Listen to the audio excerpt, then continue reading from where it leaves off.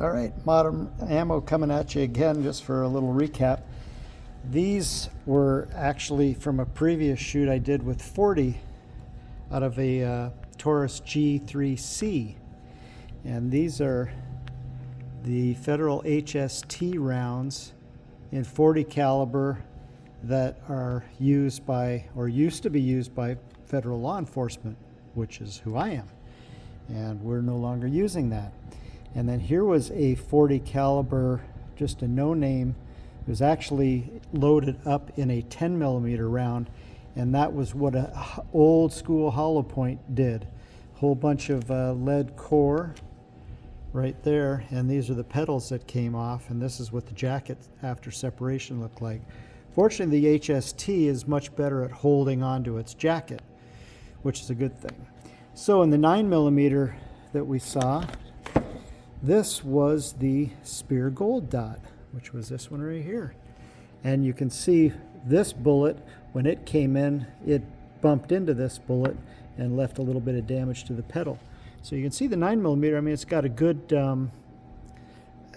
pretty average, if you will, opening bloom compared to the Federal HST, which has a much more pronounced, and the petals actually stay sticking out quite a bit longer, whereas this, you can see they just kind of curl back on themselves, so the wound cavity is not all that substantial. So these bullets, ultimately, the winner was today the first response version of the G9 research ammunition. And then these were the Lehigh versions, and you can see that one's got a little bit. That was probably the plus P plus, and that's the 68 grain, which is, this is a 90 grain, that's a 68 grain, and this had much better penetration than the 90 grain, even though it was plus P plus. This was just plus P. And then these were the two old and newer G9 in the 9 millimeter, which, you know, they're not bad. And if that's all you can get your hands on, then that's what you want. However, this was getting out to 21, 22 inches, whatever the gel, I forget already what it says. And this was that 4-fluted round, much heavier bullet.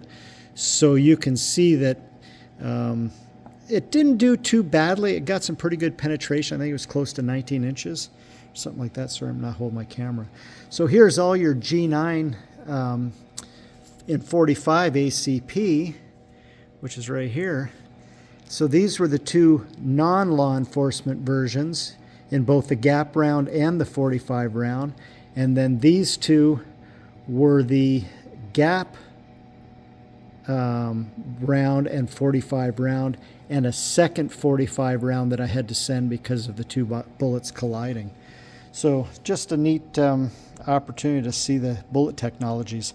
Again, Modern Ammo signing off. Thank you.